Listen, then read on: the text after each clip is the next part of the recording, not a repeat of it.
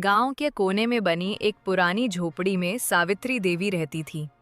उम्र ढल चुकी थी, हाथ कांपते थे, आंखें धुंधली हो गई थी।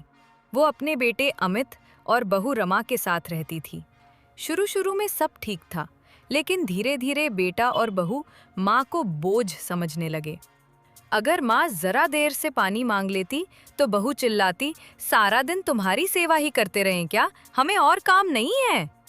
अगर माँ गलती से थाली गिरा देती तो बेटा झल्लाकर कहता, अब तो हाथ भी नहीं संभलते, क्यों जी रही हो।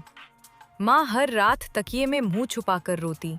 कभी सोचा था कि बुढ़ापे में बेटा सहारा बनेगा, लेकिन यहाँ तो वही उसका सबसे बड़ा दर्द बन गया था। एक दिन पोता आकाश स्कूल से आया।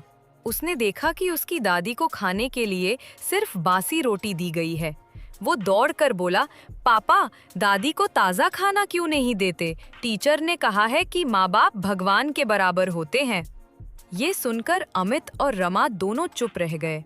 पहली बार उन्हें एहसास हुआ कि उनका बेटा वही देख रहा है जो वे कर रहे हैं।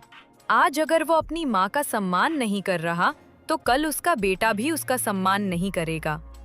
उस रात अमित रो पड़ा। वो माँ के पास गया, उनके पाँव पकड़कर बोला, माँ, मुझसे गलती हो गई। मैं आपको बोझ समझता रहा, लेकिन आप तो मेरी सबसे बड़ी दौलत हैं। माँ की आंखों में आंसू थे, लेकिन होठों पर मुस्कान।